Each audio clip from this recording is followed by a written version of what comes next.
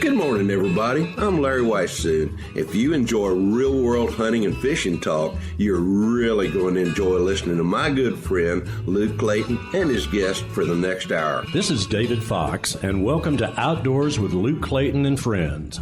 Luke has been a recognized outdoors writer for the past 3 decades and writes for a host of outdoor publications. Luke pens a weekly newspaper outdoors column that appears in over 40 Texas newspapers. Luke is on the pro staff of Pyramyd Air, your one-stop shop for everything air gun related. Smokin Tex electric smokers and AGM Global Vision, maker of an awesome line of thermal hunting scopes and spotters. Feel free to contact Luke through his website, catfishradio.org. Now let's join Luke and his guests for this week's show. Well, thank you, gentlemen, for that nice introduction, and I want to wish everybody a Happy New Year. I hope all of you had a great Christmas and got to be with family and friends. Mr. Weissoon is actually by a campfire up near Dublin, Texas. Larry, good morning to you, buddy. Well, top of the morning to you, and like you said, I know everybody had a great Christmas, and the same thing here. Just wish everybody the happiest New Year. I want to remind everybody that January 9th through the 12th at the World Congress Center in Atlanta, Georgia. Excuse me. That smoke's getting you, Larry. Get upwind from that smoke off that campfire. I'll tell you what, the wind's whipping here, but again, Atlanta, Georgia, 9th through 12th, DSC. You know, DSC is great conservation, education, hunter advocacy. We've got down here hunting, actually, or over here hunting with guys from the Horny D, accurate, deadly, dependable guys with stealth vision made there locally and or come from Crockett, Texas, and Mossberg. I've got Mr. Bill Brown from Mossberg that I'm hunting with, and we're testing some new rifles and have had VINEYARDMAX scattered out all over the place. And I'll tell you what, the deer and the critters here on this property, which include all kinds of exotics as well too, have just been flocking to the VINEYARDMAX. So here in a couple of days, I'll have an opportunity to get back right before we go to DSC to do a little bit more hunting. And there I'm going to be using my Taurus handgun. So got pretty much a whole kind of stuff going on. I'll tell you what, here where we are, the rut's over with. Down in South Texas, talked to some friends of mine down there, and the bucks down there are chasing pretty strong still. And but we're here close to Dublin. We just it's been one of those things to where we saw 2 bucks chasing does, and lots of animals here, and of course the thing about trying to do, we're here with the Aviant guys as well too. They make the rapid heat releasing barrel technology that's going to be kind of looming on the horizon very strongly here before too very long. So we've been doing a lot of shooting, at targets as well too, and had just an absolutely great time. The hunting with Travis Wright with Heart of Texas Outfitters, who I've hunted with Travis several different times. Actually be going to Travis to Mexico for Coos deer after the DSC convention. So a lot of good things going on over here. Of course, the wind is blowing and the fire is warm. That's good, Larry. Folks, Larry is, no kidding, he is by a campfire, and the wind's probably 25 miles an hour. If you hear a little harder than that. Is it really? That's part of what we do on our Catfish Radio. It's not perfect sound all the time because we're not in sound studios a whole lot of the time. I am, but Larry's not. He's on the phone with us. And anyway, Larry, later in today's show, Bill Carey with Striper Express we're going to try to catch Bill and get a good striper update and catfish update up at Lake Texoma. Our friend Jeff Rice and myself was there just yesterday, and we're going to try to get Jeff on. Jeff caught a catfish somewhere between 50 and 60 pounds, and off the dock. That's kind of a deal that Striper Express, they're striper guides. That's what they do.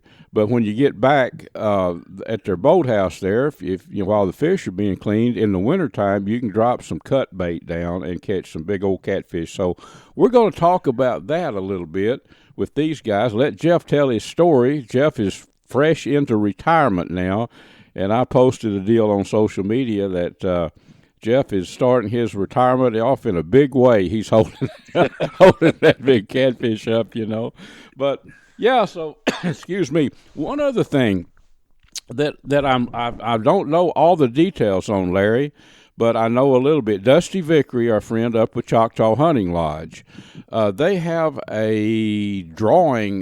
There's a young man that's got some health problems. I don't know all the details.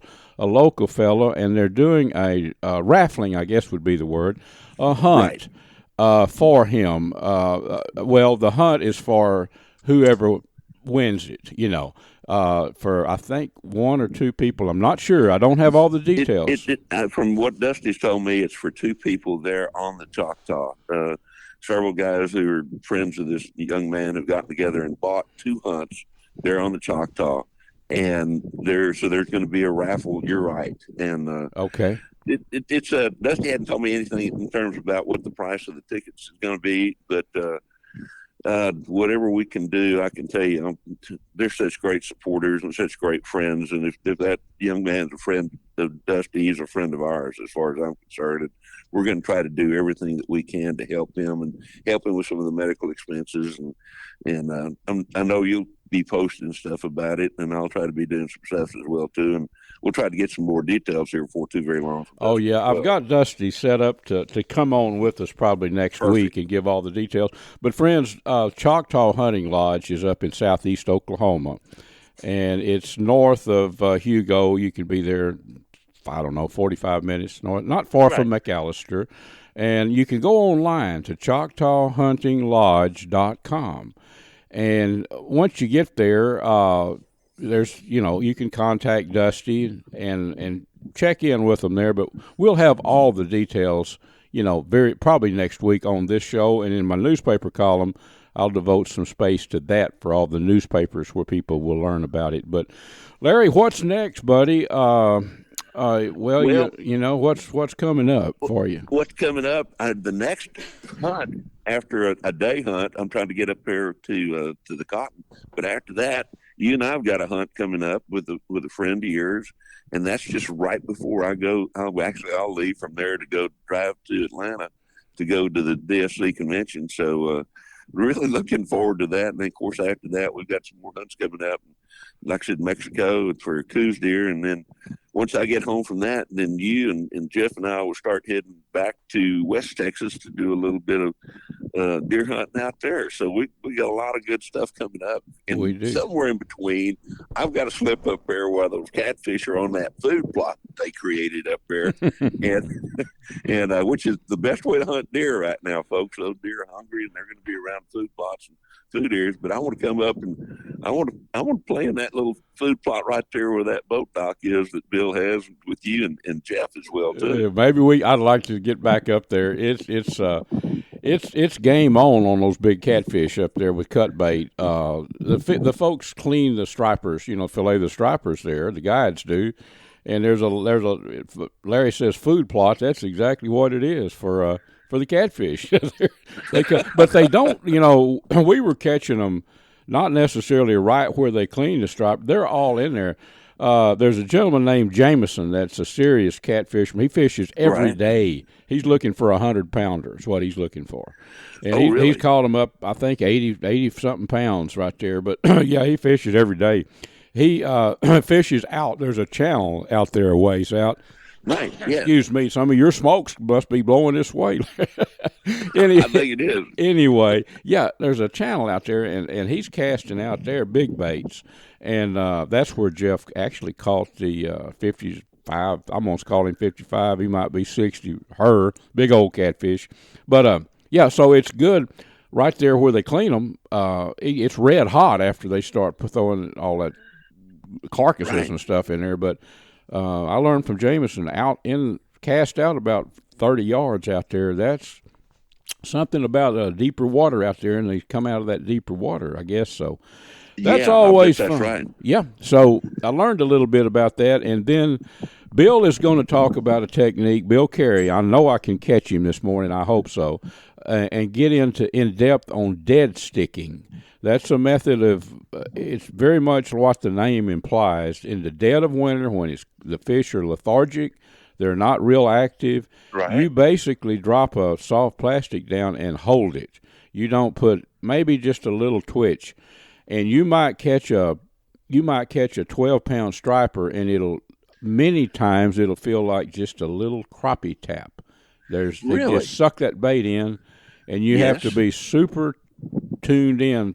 You actually need to have your finger on the line, and that big old fish will just he'll suck that bait in because they're not chasing stuff. They're pretty lethargic right now, and it's crazy. We caught a bunch of them in some big old white bass that Texoma was known for, average 2 pounds, and that's saying oh my goodness, that's true. So that's kind of we'll try to find some time, Larry. That's going to hold up through February and into March probably too. So we'll go into depth with Mr. Bill Carey, Striper Express, and get old Jeff on. Tell us about that big catfish. I think that'll be fun later in the show. It will be. I know he's really happy about being retired now. And of course, you and I are happy for him as well too, with all we do with the Sportsman's Life. So yeah, we are. All these adventures we're talking about, and a whole lot more can be seen on our show, either they're on Carbon TV or on the YouTube channel of Sportsman's Life. And that's right. Yep.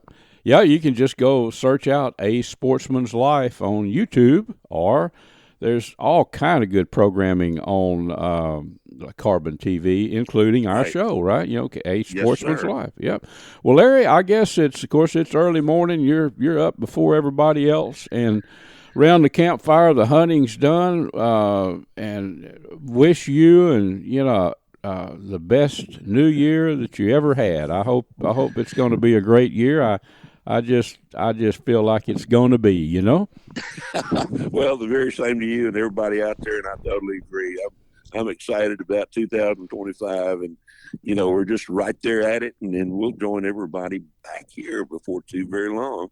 Folks, this segment is made possible by Ultrimatic Feeders. Go online to ultrimaticfeeders.com and check out the most awesome line of game feeders in the world. I've been using these things for 15 years, and I've got one that's been in the woods about 10 or 11 years. I forget exactly how long. Check them out, ultrimaticfeeders.com. Another thing I want to tell you about, VINEYARDMAX. The website is vineyardmax.net. They make an awesome line of game feeders, fish feeders. They're just an awesome product, but they also have a deer attractant. That's what I really want to tell you about. It's called VINEYARDMAX. It's made from dried, hammer-milled grape hulls and wheat bran, I think it is, or ground up wheat, and also some corn chops. So it's got stuff in it deer like, plus it's got that scent of grapes that we've used it. Larry and I've used it out in West Texas where a deer have never seen a grape and had them come in on it. So check that out, and the website again is vineyardmax.net. Friends, I want to tell you about an awesome camping destination, Wind Point Park on Lake Tawakoni. It's over on the far east side, kind of the northeast side of the lake. It's a pristine park. You can go there and view, I think they estimated a couple of hundred deer on that couple of hundred acres there. Cabins, beautiful RV park, fishing piers, docks. It's got everything you'd want in an outdoor destination. Check them out online at windpointparktx.com.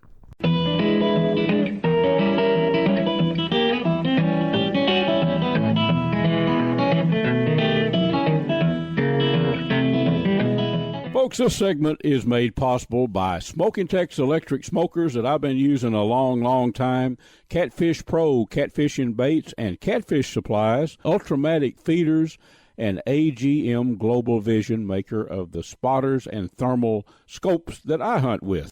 Well, friends, as promised, we're going to talk about the striper, big catfish, and the dead sticking technique for catching stripers with some guys, Bill Carey, and I hope to get Jeff Rice on the end of the show. Right now, we're going up to, guess where? Saskatchewan, where the temperature is like 20 below. We're going to talk to a good friend of mine, Miss Michelle Wahlberg. Now, some of you may remember years back, Michelle was on I think it was the Alone reality show. But I've said it every time, I'll say it again. If I were to vote for an Outdoor Woman of the Year, it would be Michelle Wahlberg. I know this for a fact. She's a guide, a wilderness guide. she knows a whole bunch about living and hunting and fishing up north. Michelle, I'm sorry to put you through all that, endure all that intro, but thank you for being with us. Well, Luke, I'm always happy to sit down and talk with you. Yep, I love you. to pick your brain, as the saying goes. You know, that's what us old outdoor writers do. We pick other people's brain. You'd be surprised what I've picked up and learned from people like you through all the years, you know. But right now, I want to know what Michelle Wahlberg is up to. Now, we know it's cold in Saskatchewan. It's supposed to be cold. It's wintertime. So you are working with a company that does fly-in trips now. You've done that for years, you know, that type of work. But tell us about what you're up to right now and what people can expect if they hook up with you and come up there for some outdoor adventures. Right, Luke. So I'm situated right now at a town called Missinippi. I'm up in northern Saskatchewan. I'm working for a resort called Thompson's Resort, and they have multiple, like the company that has us, they have multiple places to go fishing at and hunting. So we're hunting bear up this far north. And, you know, I just settled into a new role here. Although I've worked with this company in the past, I worked with them in the summertime. I just took on to kind of evolve a role where I could make myself, you know, feel at home. Mm-hmm. And one of those things I started doing was expanding their snowmobiling and ice fishing operation. You and I both know how great pike fishing is in the summertime. Oh, yes. But ice fishing for them is a whole other beast, you know. There's just a whole bunch of things that you can do a little bit differently, and the fun involved, like snowmobiling into a remote camp. You know, putting your setup up, putting out your lines, getting your ice shack rolling with a heater, you know, wood heat or propane, whatever you prefer, and then getting all nice and cozy in there and walking your holes, checking your deadlines. It's kind of a really fun experience. And so I'm starting to develop that line hard right now, and snowmobile tours, taking people who maybe don't know the area very well, taking them on guided tours. And it's just, I'm really excited. So yeah, that's what I'm doing right now, Luke. That sounds like so much fun. We've talked a lot. Excuse me. Folks, I've fished with Michelle up at our Squatican Lake Lodges. Our mutual friend, Bryce Liddell, owns that. I fished there many times for probably the past, 7 or 8 years, something like that. But Michelle helps Bryce in the summer there, or has in the past, and that's where I got to know her. So you're right, the northern pike, okay, I've learned by watching you and Bryce and other people that know how to fillet them. Now, I have no problem filleting regular old fin fish like stripers or even, God forbid, the black bass. I grew up eating largemouth bass, you know. The catfish I can fillet, but filleting those pike, it's a skill that I could learn, but I'd have to spend more time doing it, actually, with my hands on that fillet knife. But, yeah, I'm crazy about those pike. Oh, my gosh, they're – and I've only caught them in the summertime up there, Michelle. So and I've watched videos, of course, of ice fishing. I've never ice fished, ever. One of these times before I get to be 110 years old, I need to try to figure out a way to get up there and do that. You know, I can picture it though. It's got to be a lot of fun, and you catch some big ones too, even in the winter, don't you? Oh yeah, no joke. Yeah. You can catch some of the biggest pike in the wintertime, or of any species. You know, catching walleye. You know, you can, just a different sort of fishing. Mm-hmm. You know, you've got to learn where they are in the wintertime, where they are in the summertime isn't necessarily where they are in the winter. Yeah. Walleye usually tend to go a little bit deeper. You know, just depends on the lake, depends on the structure, you know, so you kind of, if you're a wintertime guide and you're a summertime guide, one spot doesn't equal the other one. And, you've got to put your time in learning lakes, learning trails. And then the other aspect of it too is if you're going out by snowmobile, which is a really common way, you've got a big sleigh loaded up with all your stuff on it, you head out to the lake, is knowing those routes to get onto other lakes. You know, I have Otter Lake here, which is right on my front doorstep to go to, but I go pretty remote. I'll go a few hours or more by snowmobile away to go hit up some of these lakes that are normally only fly-in. So I'll go fish lakes, Luke, right now that maybe get fished a total of maybe, maybe say 5 or 10 times in the summertime, and then in the winter they're infrequented. You might get somebody who goes there once or twice. So you're going into these remote lakes that normally you would have to pay big airfare for. Yeah. And that's just part of it. But you get to head over there in the wintertime by snowmobile, set yourself up, and you're fishing water that just doesn't get fished. There's no pressure on it. So you learn those lakes and you find your spots. And generally, if you know where those spots are, you can head there and usually have pretty good fishing. Yeah, sack them up there.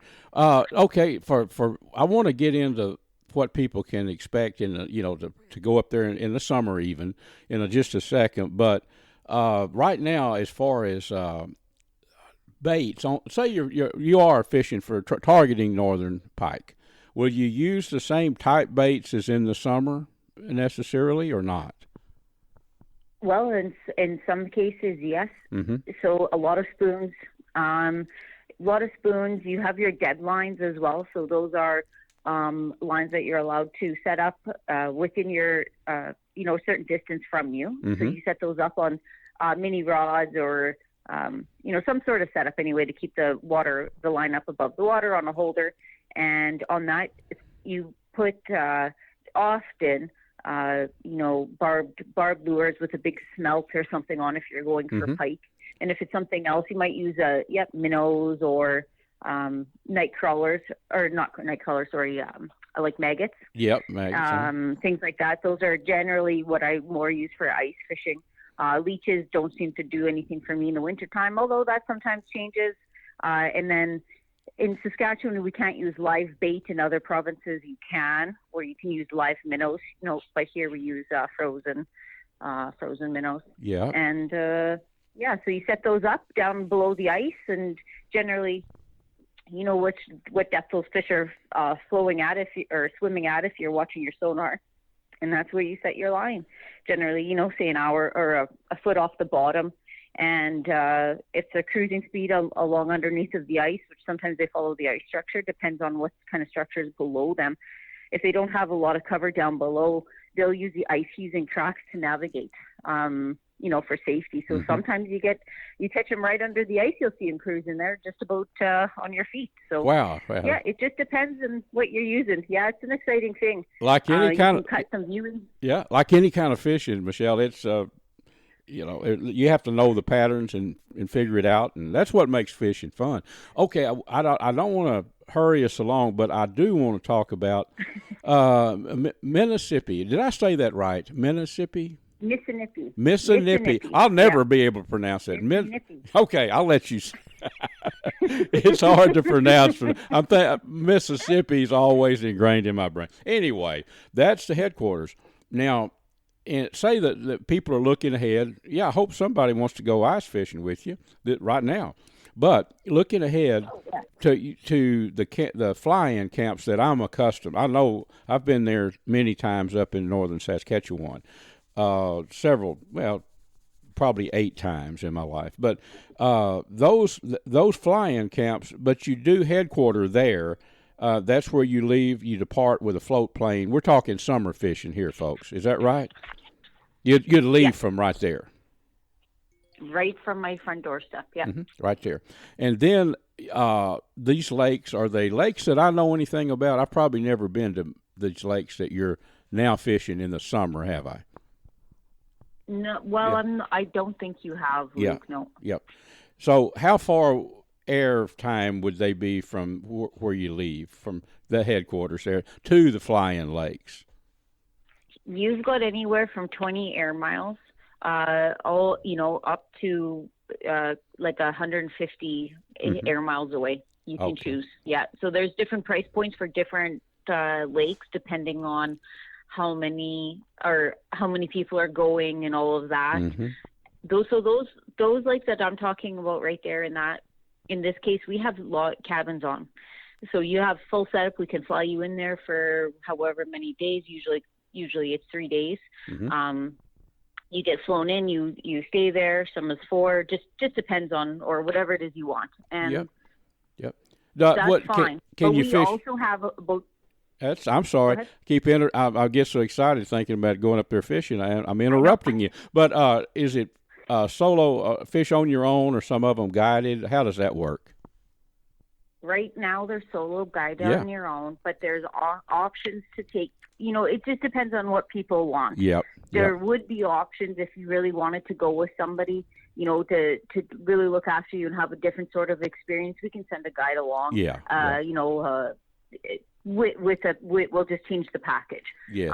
Most people find it's just fine to go on their own, where, there's maps we have and we relay that information, kind of like we always talk about a squad again, and that's also still an option. Price is still in operation. So that's good too. Yeah. It's a similar idea where you just set yourself up. We set you up for success. We tell you what's in that lake. Maybe it's a lake trout fish. Maybe it's more of a pike lake. Maybe it's a walleye lake. Maybe it's a mixed lake. What size of fish you can really expect, and that's really all that information that we really freely give. On top of that, we have about, I don't know, if I counted them, 28 or so flyout lakes around in there that don't actually have cabins. Yeah. So some of those lakes have not been fished in years and years and years and years. So we fly you in. I guess if you wanted to, you could take a tent. You could stay, there for a true camping experience for a couple of days, and then we could come back and get you. Or it's just for the day. So it's a day flyout. So you go and fly out there for the day and come back. Yeah, a lot of variables involved. Well, the Department of Tourism, Saskatchewan Department of Tourism, you guys work with them. I've worked with them for years. They're an invaluable source of information. Daryl DeMoskoff is the guy that's helped me so much through the years, and I'll tell you, somebody else has helped me a lot is Brad Finson, outdoor writer from up there. Brad actually introduced me to Bryce years ago, and then I got to meet you. I wish we had about 5 more hours to shoot the breeze, Michelle, because we've just scratched the surface. But people that want to learn more about coming up there, well, we've always got the Department of Tourism, Saskatchewan Department of Tourism. But if they want to catch you, talk to you about your operations, how do they do that? They can call me. I'll give you my cell phone number if they want to talk in person, or send me a text, whatever. 1-306-222-9610. So that's 1-306-222-9610. Okay. Also, they can send me, my email is mwahlberg. So that's WOHLBERG, mwahlberg at Adventure Destinations with an S.ca. Adventure Destinations with an S at the end.ca. Okay. Well, Michelle, thank you so much. Yep. I want to get you back here in the next couple of 3 weeks. Let's talk some more. We'll have more time. How about that? Oh, yeah. Folks, let's talk a little outdoor cooking. Let me tell you about an electric smoker that I've been using for 15 years, I guess. Smokin Tex electric smokers. If you're tired of staying up all night keeping that wood fire burning when you're barbecuing, give Smokin Tex a try. They're made to last a lifetime. You can check them out at SmokinTex.com. That's SMOKINTEX.com. Well, friends, Mr. Larry Weishuhn is going to tell you about the finest hunting optics that we have ever found. Look, these are called Stealth Vision. They come from Crockett, Texas. Dr. John McCall developed them. They're 34-millimeter tubes as opposed to the narrower tubes, so more light transmission. They have a little green light that comes on. That scope is leveled because that's when you want to pull the trigger. They have an optional lighted reticle as well, too, and a whole lot of other products, and folks can learn more about them by going to stealthvision.com. And for seasonings, anything to do with outdoor cooking, all kind of jerky seasonings, sausage seasonings, Butcher Packer Supply. That's butcherpackersupply.com. I think the website is butcher-packer.com.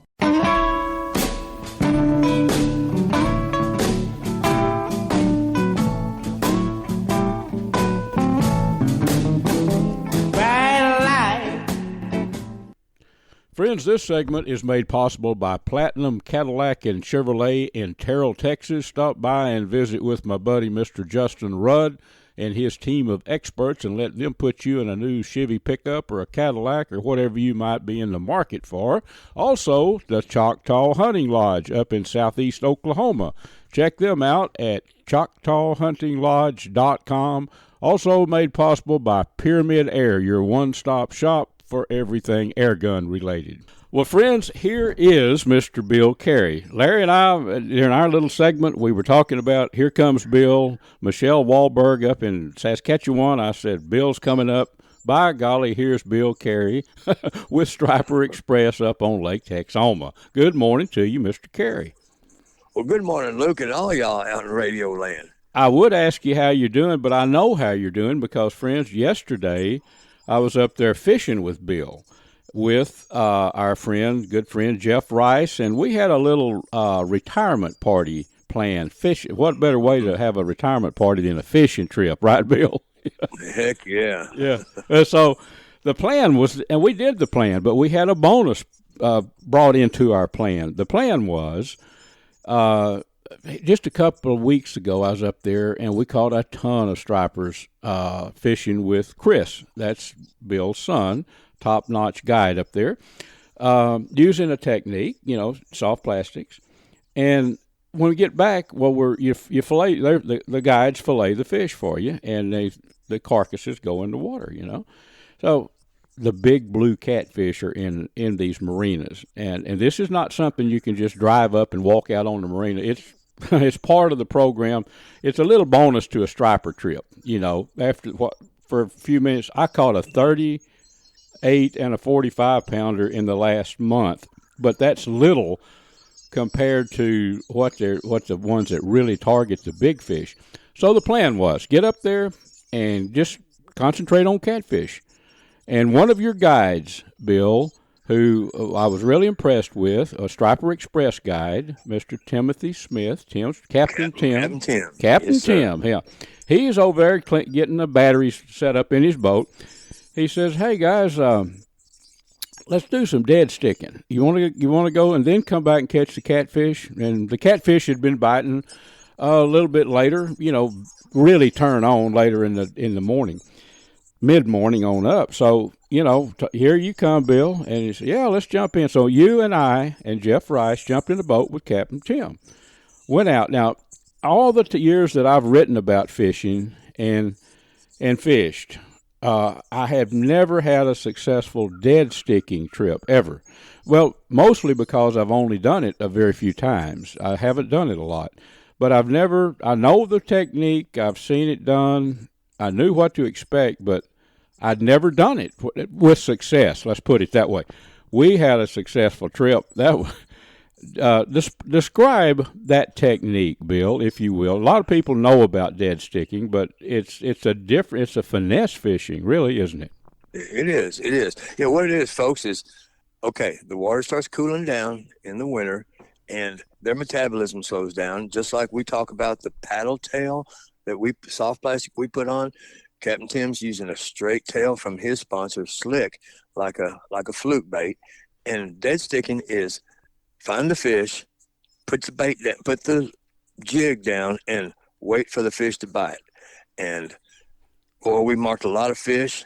It was a bluebird day, no wind, bright sun, usually a guide's nightmare, and we rooted out. Like I said when we were getting ready to come in, I said, this is the type of trip when you come in and you put all those fish on the table and go, wow, I didn't know we caught that many. Yeah. But what this old man got tickled about was those Magnum Texoma sand bass. You bet. In my newspaper column, folks, it's already been out in about now 42 Texas newspapers, but you can Google me and find this newspaper column. Google my name, newspaper column, whatever.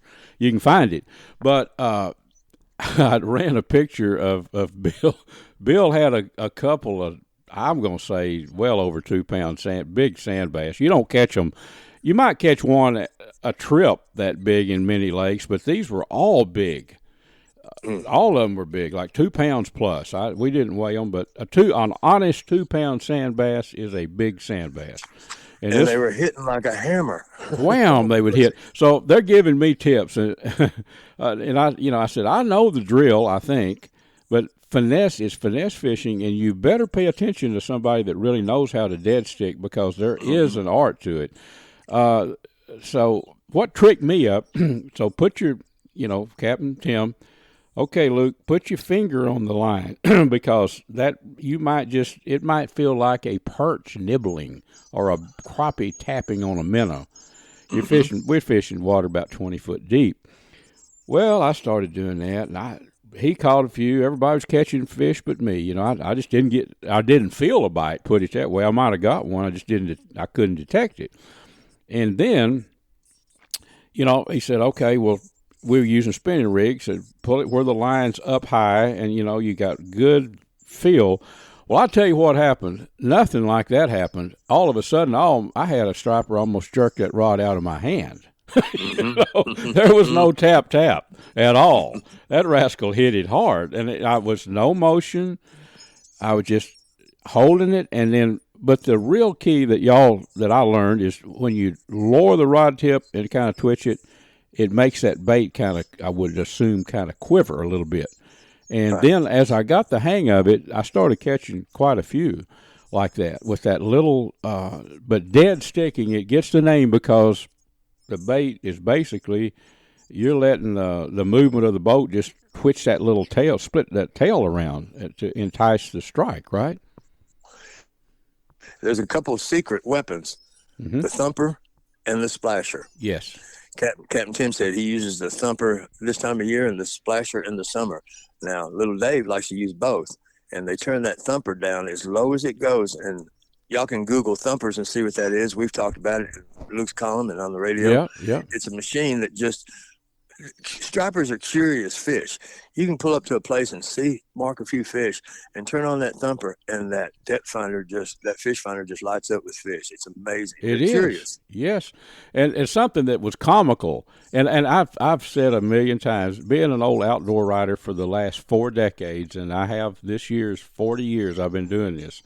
And I fished with so many different people and hunted, and I've learned a lot just by being around people like you guys that know a lot about a particular topic or species. But it was so funny. I know I've watched some people used to use an old, like a broomstick with a rubber tip on it, just thump, thump, thump, hit the bottom of the boat with it. I've seen that work. Now there's the mechanical thumpers that run and thump, thump, thump, thump. So Captain Tim, I would watch him. He'd have a cadence to his foot, stepping down on the deck of on the deck of the boat. Thump, thump, thump, thump, thump, thump. It had a different cadence, and I thought, this guy's serious. Then I'd see him thump, and I'd watch him get bit a lot of times. So Luke started thumping too with his feet. Thump, thump, thump, thump, thump, thump, thump, thump. And I said, why is this work? What's happening? He says, his theory, and it probably has some credence to it. He says, Luke, the vibrations from your foot is being telegraphed through your body, through that rod. I don't know what's happening, but I guarantee you the foot. I got to give that a name. The foot stomp. Or you be working on that, Bill. And I've seen it all now, but I can be a quick learner if I think I can catch a fish. Luke had that stomp down, folks. He had that little stomp down.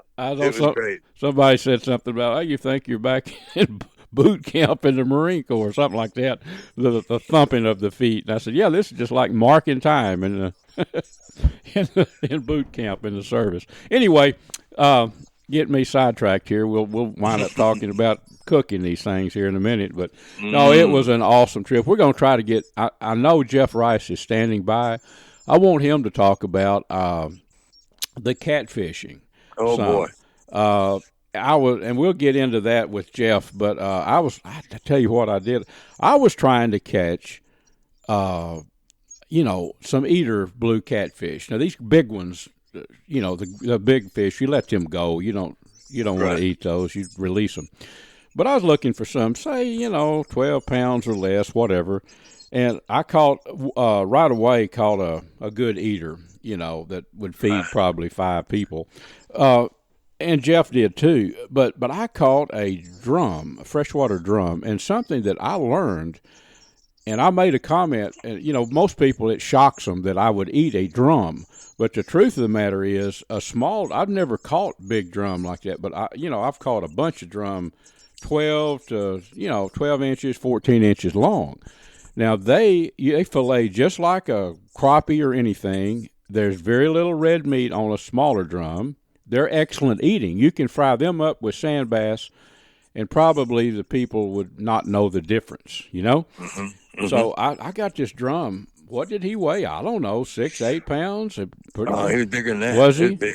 10 pounds maybe. Big, heavy drum. So, well, we had some gizzard shad that Captain Little David saved for us for bait. And that was going to be our cut bait. Yeah, and because gizzard shad is the best bait. But boy, when Luke caught that drum, I said, let's make some strips out of this thing. An old man taught me years ago, make bait strips, and that was the secret bait yesterday. Is that drum? It was the drum, and I thought, but I wasn't going to use it for bait when I was first thinking about it. I took the fillet knife and they're easy to fillet, just like a striper or whatever. But something I learned: these big drum have pin bones. The little drum, maybe they have them, but they're so tiny that you don't know about it. Yeah, that would probably have been good eating, but you would have to take some needle nose pliers and you'd have to pull those pin bones out. But it was just a fun trip, folks. If you think you get a little cabin fever here, we've got the new year coming. Bill and I both want to wish everybody a happy new year and hope y'all had a good Christmas. But plan a trip, get out on the water. Winter fishing, to me, I'd much rather be out there this time of the year. You can put on some clothes, and there's warmer days. Actually, we had in shirt sleeves before the day was over, but even if it's cold, dress for it. Very comfortable and so much fun up there. Bill, people can tell people how they can contact you. Well, you can see us just about anywhere on the internet, striperexpress.com, but you can always call us at 903-786-4477. That is 903-786-4477. Bill, thank you so much, buddy, and I hope to get back those catfish and the stripers, but those catfish, they're calling my name again. Get back up there and try it again before long. So hope to see you soon. For about the past decade, I've been hunting editor for Air Gun Hobbyist magazine. I think the only magazine devoted strictly to air gun shooting and hunting in the country. Well, in that length of time, I've learned quite a bit about big bore air guns and smaller calibers too. A spot to go to that if you're interested in air guns, you need to know about Pyramyd Air. The website is PYRAMYD, PyramydAir.com. They have anything and everything you need, from the guns themselves, the big bores or the smaller calibers, to the accessories. Just remember PyramydAir.com, and there's a number when you get on the website if you need to call and talk to somebody. Give them a buzz, and they can fill you in on little details that you might need to know about shooting or hunting with big bore air guns. While you're on the website there, I'd like you to check out the big bore air gun that I've done a great deal of hunting with. It's the Seneca Dragon Claw, 50 caliber, pressures up to 3,000 psi, and it looks like a conventional rifle. Wooden stock. I think you'll like the appearance, and I know you'll like the performance. It shoots not only bullets, but also air bolts as well, tipped with a broadhead. Check it out. It's the Seneca Dragon Claw. The snowflakes fall as winter comes, and time just seems to fly. Friends, this segment is brought to us by CVA Muzzleloaders. In my opinion, the very best muzzleloaders in the world, the ones that I shoot. You can check them out online, CVA.com. AGM Global Vision, maker of the Rattler and the Adder that I use. You can check them out online too, agmglobalvision.com. Kuby's Wild Game Processing and Kuby's Restaurant in Dallas. And VINEYARDMAX, maker of some awesome deer attractant and some very fine game feeders and fish feeders, located down in Nacogdoches, Texas. Check them out at vineyardmax.net. Well, friends, we just had Mr. Bill Carey talking about that fun trip yesterday that started out as it ended as a little retirement fishing extravaganza for Mr. Jeff Rice, our buddy. And Jeff caught the big old, 55-pound blue cat and some more smaller ones, but had an absolute ball. We do have Jeff with us. Jeff, happy retirement, buddy, and now you're a full-time videographer deluxe. And you got to— Thank you, my friend. Yeah, you got to use that camera out there on our dead sticking. We talked with Bill. You might have heard him here. He was on just before us, and then talked about the dead sticking. We talked about that big catfish that you caught, and then some smaller ones. But winter catfishing, winter striper fishing, whatever, is just, people are missing the boat if they don't occasionally crawl out of that deer stand and get out there on the water, especially up at Texoma, where it's a mixed bag of some red-hot striper fishing and also, the big trophy catfish, Jeff, Oh, it was an amazing, amazing day. Yeah, I mean, it's like Bill always says, remember December, their favorite time of the year. And of course, just spending the day up there with him yesterday was an adventure of itself. We caught wonderful fish. We just had an absolute blast. And of course, at the end of the day, they're catching a big catfish like that. I mean, that to me was extremely special time. It was so cool. And retirement is wonderful. I know, I remember the feeling. And actually, when I was 51, Jeff, you know this story, but I was a surveyor for a long time. And I retired from that job. I had my time in at 51, and by then I was writing articles, and I'd actually had a column in the Dallas Morning News, which was a big deal at the time. Mm-hmm. And I thought, well, I think I'll pull the plug. It was the best decision I've ever made. So at age 51, I remember it so well. It's like the proverbial bird out of the cage. Now, folks, Jeff has a passion for video.